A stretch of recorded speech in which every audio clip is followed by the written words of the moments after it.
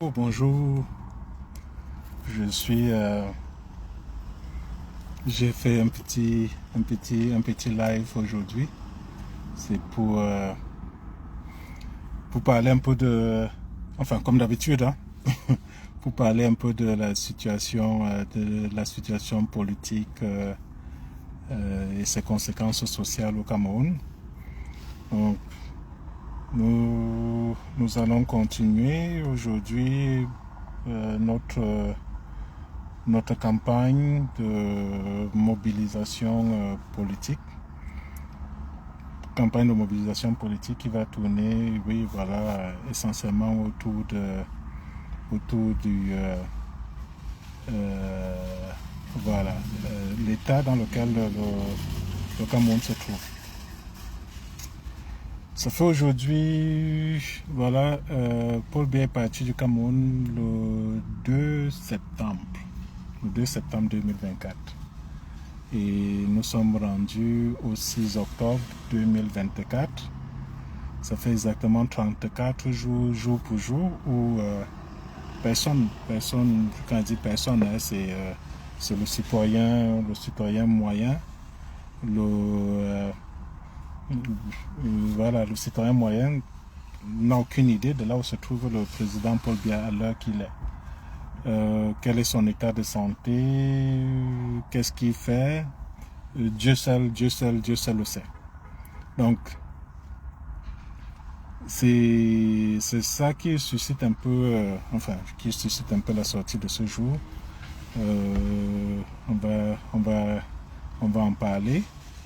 On va aussi continuer aussi notre campagne de mobilisation pour ce qui concerne la campagne que nous avons intitulée 2025 ou avant. C'est-à-dire que c'est une campagne de mobilisation citoyenne transpartisane pour que les gens s'intéressent plus aux prochaines élections présidentielles qui auront lieu au Cameroun, pas seulement uniquement dans le sens d'aller voter, mais se dire que faire pour que ce vote ne soit pas un vote inutile, que ce ne soit pas un vote perdu comme ce que nous avons connu par le passé. Donc c'est à peu près ça le sens de ma sortie de ce jour. Donc voilà. Je ne vais pas être long. Je suis dans un parking de supermarché. Je dis une fois n'est pas coutume. Aujourd'hui c'est dimanche. J'ai mis ma tenue blanche. Je suis allé à l'église. C'est une église évangélique. Ici, voilà, c'est la catégorie qu'on va appeler église évangélique du côté du Kansas aux États-Unis. Donc c'est là où j'étais ce matin. Et bon, je dis, tout ce qu'on fait, il ne faut pas toujours regarder ça dans son sens premier du terme. La connaissance, elle se trouve partout, on peut être inspiré partout, y compris des gens comme moi qui on se réclame pas religieux, donc on va pas marcher en faisant du prosélytisme, en parlant de Jésus-Christ, en parlant de Mohamed ou bien de ceci.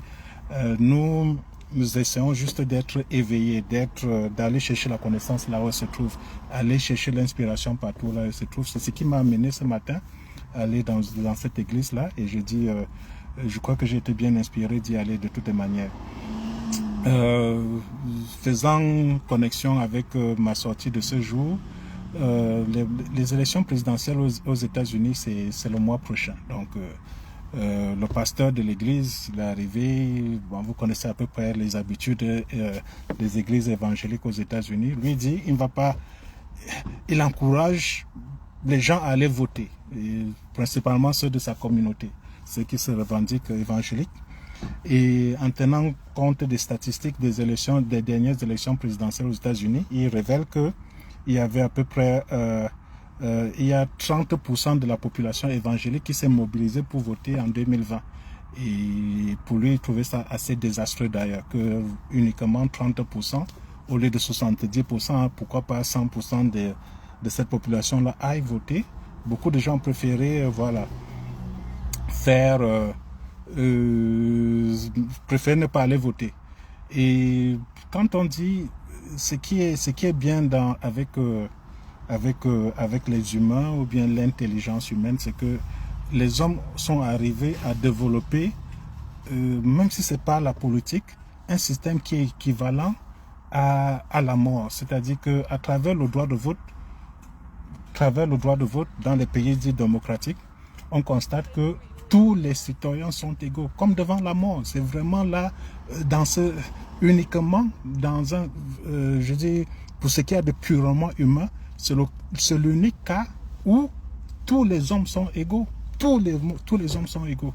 Vous pouvez être juge à la Cour suprême, votre voix compte exactement la même que celle de celui que vous allez condamner le lendemain, enfin, vous allez condamner après pour l'envoyer en prison. Vous pouvez être président de la République, votre voix compte exactement le même poids que celui du citoyen moyen. Vous pouvez être milliardaire, Bill Gates, pensez à tout ce que vous nommez. Leur voix, ils ont une seule voix. Ils ont exactement et uniquement une seule voix. C'est ça qu'on appelle un système d'égalité parfaite entre les hommes. Donc, le pasteur disait donc qu'il y avait 30% de personnes de sa communauté qui sont allées voter.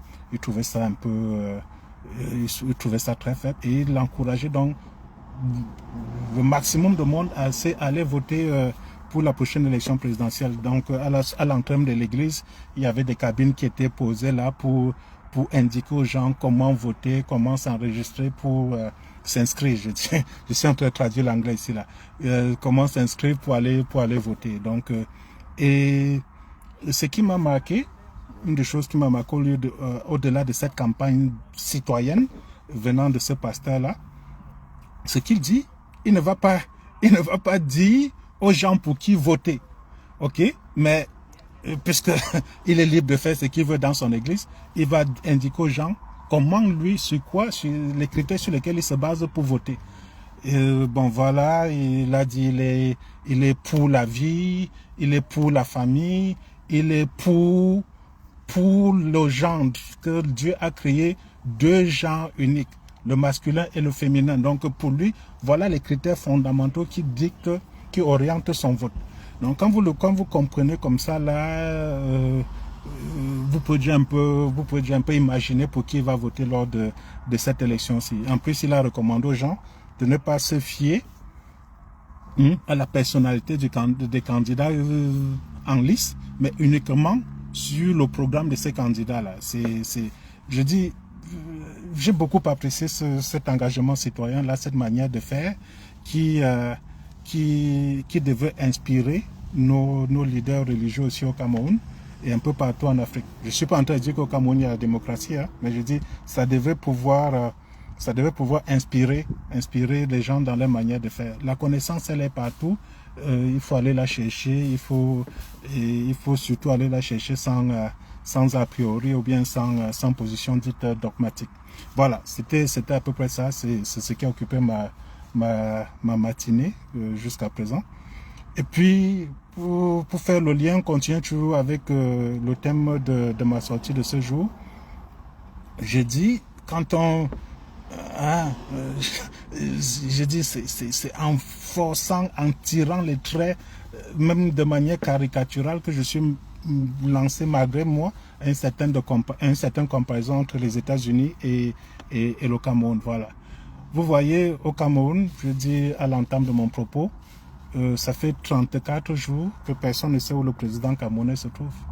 Aujourd'hui, il y a beaucoup de Camerounais qui sont allés à l'église, mais est-ce que vous avez entendu, je mettrai ma main au feu, qu'aucun pasteur n'a fait cas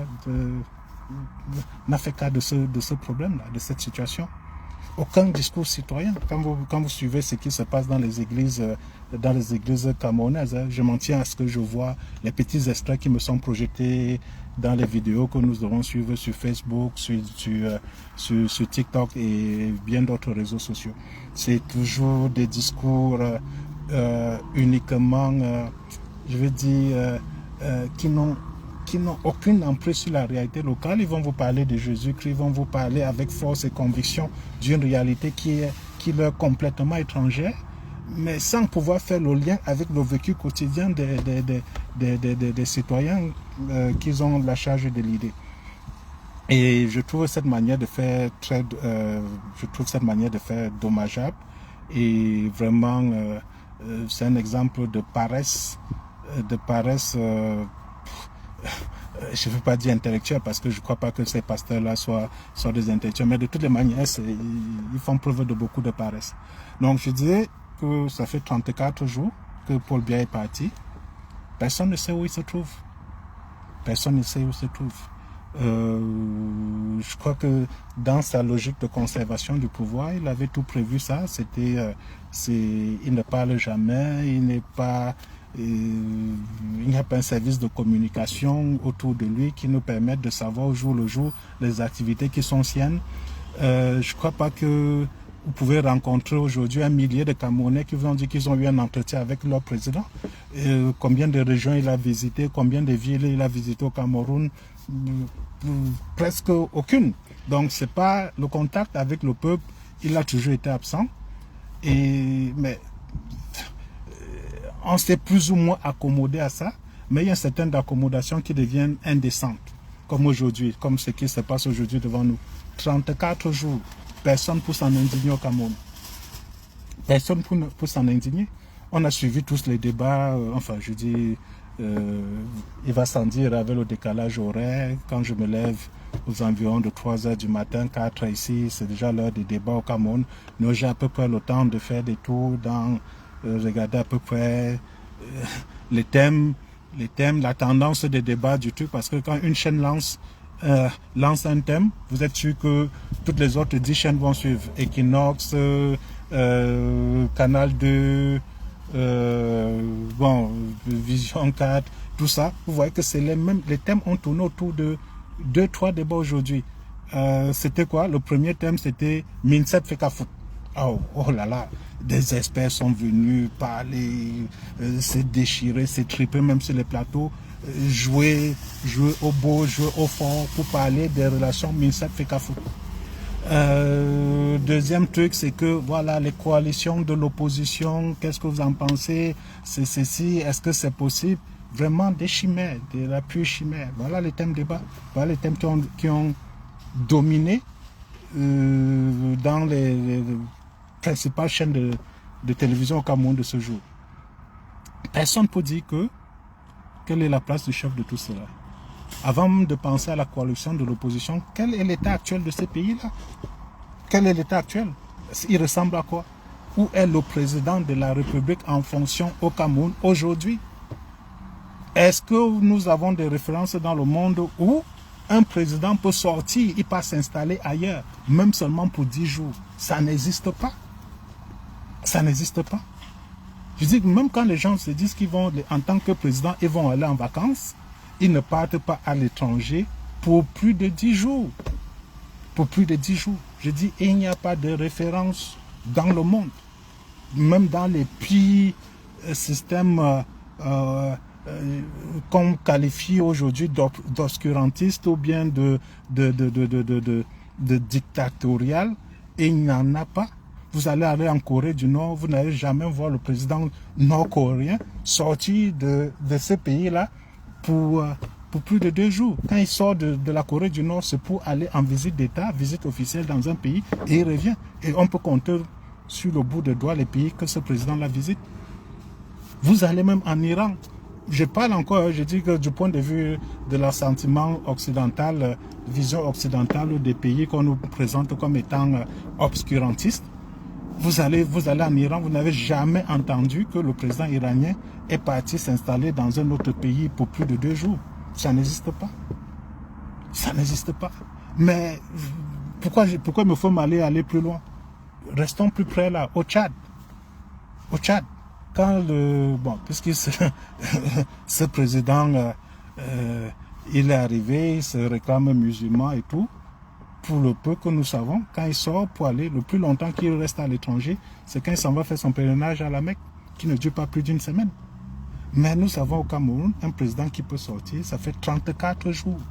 Non seulement il y a un scandale sur la durée, mais le deuxième scandale vient du fait que personne ne peut dire avec autorité aujourd'hui où ce monsieur se trouve. Personne ne peut le dire. Mais Est-ce que ça émeut les Camerounais? Visiblement, pas du tout. Pas du tout. Bon, il fut un certain temps où, quand on avait encore un peu de l'entrain, de l'engouement et tout, parce qu'on se disait que les Camerounais étaient prisonniers. On disait que bon, on devait se battre pour pouvoir libérer, desserrer le tout autour d'eux. On prenait des initiatives, c'est-à-dire que je veux pas cacher. J'ai dit, à un certain moment, je m'étais lié d'amitié avec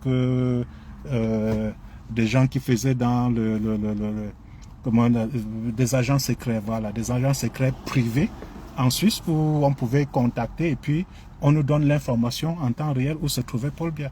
J'ai dit, bon, je l'ai fait. Tout ça, c'était à mes frais. Est-ce qu'il y a encore question pour moi de le faire aujourd'hui? Je vais dire non. Je dis, ça ne sert à rien de se battre.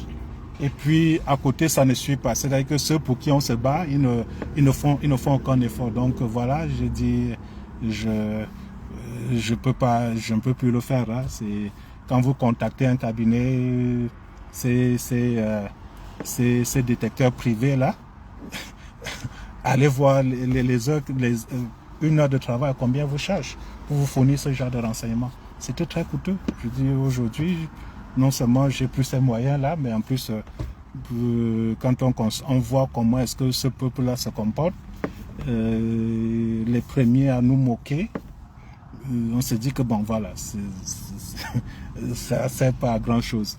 Le jour où ils vont se lever, ils vont dire ils veulent prendre leur destin en main, ils pourront toujours compter sur des personnes comme moi pour être là, pour les accompagner, pour partager avec eux le peu d'expérience et le peu, et même pas le peu, je dis que le maximum d'entrain que nous avons pour pouvoir les amener à se libérer. C'est dans ce sens-là. Je veux dire que bon, il y a cela encore quelques temps en arrière, on aurait pu par nous-mêmes trouver l'information, dire que voici la bonne information sur la position et même l'état de santé de Paul Biya. Mais aujourd'hui, on s'en tient. Il y a Paul Tchouta qui nous informe, qui nous dit que Paul Biya il est à Paris. Lui au moins, c'est la source la plus crédible jusqu'à date que nous pouvons croire. Il n'y a encore eu aucun fait qui puisse nous laisser penser que Paul Tchouta s'est trompé dans l'information qu'il a mise sur la place publique. Cette information a été un peu diluée par Jeune Afrique en nous parlant que voilà, les Boris Berthaud, non, Paul Biya n'a jamais quitté Genève, il est à Genève et tout. Bon, je dis, ce sont des informations qui ne viennent pas de sources officielles, mais qui ne viennent pas contredire l'information que nous a donnée Paul Tchouta. Paul Tchouta, il a dit que Paul Biya, il a quitté la Suisse, Genève, le 24 septembre, dans un état critique, où il séjourne dans un hôpital parisien aujourd'hui. Voilà ce que des gens comme moi peuvent penser, prendre comme étant la vérité, comme étant la réalité. La réalité. Si on essaie de faire des liens un peu en lisant entre les lignes les informations qui nous sont fournies par Jeune Afrique, oui, on dit que des médecins se relaient. Paul Biya n'a pas quitté Genève, mais il y a des médecins qui se relaient à son chevet chaque matin. Ok, quand on voit un patient chaque matin, c'est vrai que c'est un patient dont l'état est suffisamment inquiétant pour que des médecins se relaient à son chevet chaque matin. Ok, mais est-ce que de cette position-là, ceux qui sont chargés au Cameroun aujourd'hui d'être les garants, d'être même la conscience, les dépositaires de la souveraineté camerounaise, je veux dire, ces garants-là, ces dépositaires, ça se trouve dans la Constitution et ça se trouve aussi, et je dis, et ultimement, ce sont nos hommes armés, c'est les militaires, c'est la gendarmerie. Est-ce qu'ils peuvent dire aujourd'hui qu'ils ont à leur tête quelqu'un qui peut continuer à les diriger, ou même qui est en mesure de continuer à les diriger? Personne d'entre eux ne peut l'affirmer. l'affirmer. Donc, Beko Abondo, le commandant de la garde présidentielle, il a pour rôle et mission première de veiller à la sécurité du président de la République. Mais aujourd'hui, qu'est-ce qui se passe? Beko Abondo est en train de garder une maison vide d'occupants. Vide d'occupants. C'est pas ce que les textes qui ont créé, les missions qui ont été assignées à la garde présidentielle disent. Il est là, il veille à la sécurité du président de la République et de sa famille. Il n'est pas là pour garder un bâtiment vide. Mais qu'est-ce qui s'est fait qu'aujourd'hui, l'accès au palais de Toudi soit toujours bloqué par Beko Abondo et il n'y a pas d'occupants dans ce palais-là pendant 34 jours. Il va sans dire, inutile de rappeler ici là que le patron direct du commandant de la garde présidentielle, c'est le président de la République. Où est le patron de Beko Abondo, le colonel Beko Abondo, je dis avec tout le respect que je lui dois. Où se trouvait-il? Pourquoi est-ce que, je dis, bon, on en est arrivé là, je dis, parce qu'entre deux mots, il faut pouvoir choisir le moindre mal. Entre continuer dans cet état de putréfaction qui se révèle au jour le jour à nous, dans ces états et ces aspects les plus détestables, entre continuer avec cet état de putréfaction et avoir même à la tête de ce pays-là quelqu'un, un militaire, je suis partisan du fait qu'un militaire devait prendre le pouvoir là aujourd'hui au Cameroun. Si je me lève demain matin, j'apprends que Beko Abondo est le nouveau président de la République du Cameroun, je serai le premier à lui faire allégeance. Parce que j'ai dit, entre deux mots, il faut choisir le moindre mal. On a vu ça aujourd'hui, on a vu ça au Gabon, on a vu ça au Tchad, on a vu ça au Mali. Bon, je ne suis pas en train de dire qu'il a la même qualité que le président malien ou bien burkinabé, mais on a vu ça dans certains pays et il ne se porte pas plus mal. Il ne se porte pas plus mal. Donc, je dis, ça c'est une voie, c'est une manière de faire qui viendra juste à coup sûr alléger et soulager même la pression psychologique, morale et sociale dans laquelle se trouve le peuple camerounais aujourd'hui. Donc je dis, Beko Abondo, il est temps de prendre vos responsabilités, mon colonel. Ok, vous avez les clés du palais, vous êtes en train de garder une maison qui est vide. Cette maison-là a besoin d'un occupant. Allez-y vous installer. Elle vous ira très bien. Donc ça c'est une manière de faire, hein, puisqu'on est en train de nous cacher certaines informations aujourd'hui. Deuxième fait, deuxième manière de voir, c'est il y a des gens qui sont hypocrites, qui n'aiment pas, voilà, qui ont peur des conséquences que leur position, leur manière de voir, les conséquences de cette vision, de cette manière de voir. Nous sommes en politique aujourd'hui au Cameroun où nous avons un système qui est verrouillé par le système Biya. Nous avons un système qui est de toutes les manières vicié par Paul Biya. Paul Biya, il a inscrit sa vie politique uniquement, il la voit uniquement en tant que président du Cameroun. Quel que soit l'état dans lequel il se trouve, il a décidé de mourir au pouvoir. Mourir au pouvoir, ce n'est que comme ça que Paul Biya se voit. C'est-à-dire qu'on ne parlera jamais de lui en tant qu'ancien président du Cameroun, mais comme feu président. Et pour lui, c'est un objectif de vie. C'est un objectif de vie. Et s'il a ça comme objectif de vie, qu'est-ce qu'il y a d'immoral de dire que voilà, puisqu'il est nous qui pensons qu'il a mis suffisamment de temps à la tête de ce pays-là, il est temps pour lui de s'en aller. S'il a lié son destin, ok, il s'est dit qu'il ne peut être que président à vie du Cameroun. Donc pour mettre fin à ce destin-là, il n'y a que la mort. Donc moi, ça ne me choque pas quand on me dit que Paul Biya est décédé. Ça ne me choque pas de voir des gens qui célèbrent la mort de Paul Biya. Ce n'est pas la mort de l'individu qui serait en train de célébrer, mais c'est la mort de celui qui a pris en otage le destin des Camerounais, celui qui a apporté la misère, la désolation et la paupérisation au Cameroun. C'est cette libération-là, en fait, que les gens sont en train de célébrer, qu'ils sont en train d'appeler de leur vœu.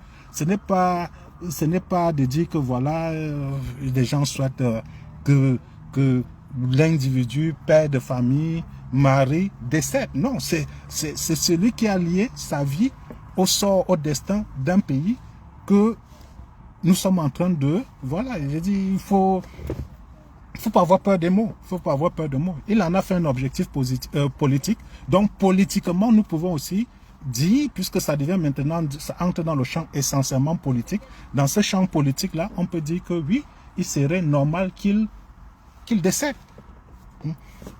En plus, même s'il faut revenir à une échelle humaine, un monsieur de 92 ans, qui peut se plaindre, qui peut pleurer sa mort? Personne. Même pas ses enfants. À 92 ans, on célèbre plutôt la mort de ce dernier. C'est quelqu'un qui a été suffisamment béni, suffisamment protégé même. C'est quelqu'un pour qui, à 92 ans, si on décède à 92 ans, on peut dire que la grâce divine a été avec le défunt. On est plus dans des douleurs, dans des situations de détresse qui font que quand on part à cet âge-là, c'est un soulagement pour tout le monde. C'est un soulagement pour tout le monde. Donc, moi, je dis, je veux pas jouer l'hypocrite. Hein, je dis, la mort de Paul Biya est devenue aujourd'hui, puisqu'il en a fait de ça, un problème politique. Pour résoudre ce problème politique-là, ça passe par sa mort aussi. Puis bon, c'est pas, ça ne vient pas de moi, ça vient de lui de toute manière. Donc, je le dis aussi, nous en sommes malheureusement arrivés là parce que on a un peuple qui est vraiment plus amorphe que le peuple camerounais. Il n'y a pas de référent historique, hein, comme le comportement de leur président est sans précédent. Le comportement de ce peuple aussi, il est sans précédent dans l'histoire. Sans précédent dans l'histoire.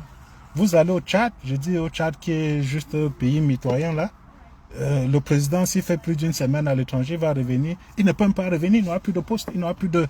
Son palais sera occupé. Son palais sera occupé. C'est la réalité des dynamiques de pouvoir. Le pouvoir, comme l'air, il a horreur du vide. Il a horreur du vide. Vous allez dans des entreprises qui sont relativement bien gérées, vous allez voir que tous les matins, le directeur général qui est détenteur du pouvoir dans cette entreprise-là, tous les matins, il a une réunion avec autour de lui ses principaux collaborateurs. Okay? On donne des orientations du jour, on se fait d'abord un bilan sur la journée précédente et on donne des directives, des objectifs du jour. Ce qui permet que, bon, voilà, au jour le jour, les gens ont le sentiment, au-delà même du sentiment, les gens voient comment l'entreprise, elle est gérée, elle est tenue. C'est la même chose dans l'armée. Tous les matins, on se met, quand on est en unité, tous les matins, il y a rassemblement. Les matins et en fin de journée, il y a rassemblement. Le chef doit être visible. Le commandement doit se faire à la voix. C'est comme ça qu'on fait dans l'armée. Paul Biya étant chef suprême des armées, c'est comme ça qu'il devait faire un rassemblement tous les matins. Ses collaborateurs militaires devaient le voir tous les matins. Il doit donner la direction. Tout le monde doit avoir le sentiment que le pays est tenu, que l'armée a un chef valide à sa tête. Mais aujourd'hui, bon, 34 jours, où nous avons la certitude que cet exercice-là n'a pas lieu au Cameroun. 34 jours. Comment vous voulez que les choses marchent? Comment voulez-vous que les choses marchent? Comment est-ce que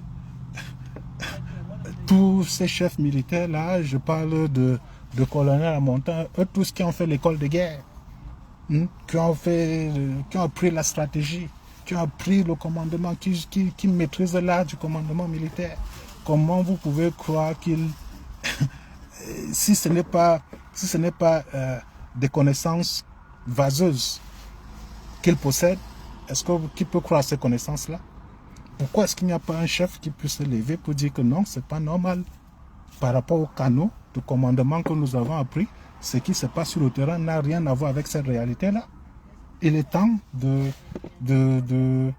mettre fin à ce système indigne qui nous accable tous. Voilà. Donc c'est des petites choses comme ça là qui font que quand on regarde de loin, on est un peu... il y a beaucoup de déceptions, beaucoup d'amertume, beaucoup de... même pas, je dis, beaucoup de tristesse. Quand vous côtoyez... J'ai des amis ivoiriens qui me parlent, me demandent toujours, me posent toujours la question de savoir que mais qu'est-ce qui arrive au Cameroun? Ce grand peuple que nous avons connu, pourquoi est-ce que... et comment, qu'est-ce qui s'est fait qu'ils en sont arrivés là? Qu'est-ce qui fait qu'ils en sont arrivés là? Ils sont, quand on les voit les plus engagés sur la place publique pour porter une certaine idée du panafricanisme, pour porter une certaine idée d'indépendance politique de l'Afrique, vous allez voir des Camerounais en première ligne. Mais pourquoi est-ce que dans leur propre pays, c'est une réalité inexistante? Pourquoi c'est une réalité inexistante? Voilà la question qui tue. Du coup, vous n'avez pas d'argument pour répondre à ces peuples-là, à ces gens-là. Vous ne pouvez pas leur répondre. Mais vous allez voir des Camerounais se gloser tous les jours, se bomber au torse, apprécier comment Assimi Goïta, c'est un grand leader, vous dire comment Ibrahim Traoré, c'est l'incarnation, c'est la résurrection de Thomas Sankara. Ils vont vous parler du général Tiani au Niger avec beaucoup de fierté. Mais dès que vous leur dites Cameroun, eux tous ils se taisent. Ça devient maintenant le vide sidéral. C'est-à-dire que oui, ce qui est vrai là, c'est vrai pour tous, mais sauf pour le Cameroun. Sauf pour le Cameroun. Ils vont te dire, pour certains, même pour les plus téméraires, ils vont vous répéter quelque chose qu'on a déjà entendu, que le Cameroun, c'est le Cameroun. Mais quand vous allez les voir développer sur la libération, machin, le sort inéluctable, comment le déclin de l'Occident, de ceci et tout, ils oublient de vous dire qu'ils vivent dans un environnement qui est immobile, figé depuis 42 ans. Et ils n'ont pas d'éléments de référents factuels pour vous dire que cette vision du monde-là qu'ils veulent essayer de développer ne repose sur rien. Parce qu'ils vivent, comme je l'ai dit tantôt, dans un environnement qui est figé depuis 42 ans. 42 ans, immobile. Et si c'était encore immobile, on peut dire qu'à la limite même ça va. Mais c'est un système qui se dégrade au jour le jour. Tous les jours, tout le monde voit comment ce système-là se dégrade devant eux. Mais pour eux, c'est la fatalité, c'est comme ça. C'est comme ça, laissons-le faire. Il n'y a rien à faire. C'est ce qui est. C'est ce qui est. C'est ce qui est. Donc, c'est un peu dommage. Je ne sais pas, peut-être il y a des gens que je positionne un peu. J'ai la face au soleil, là, j'ai de la peine à lire. Ok, donc, je disais,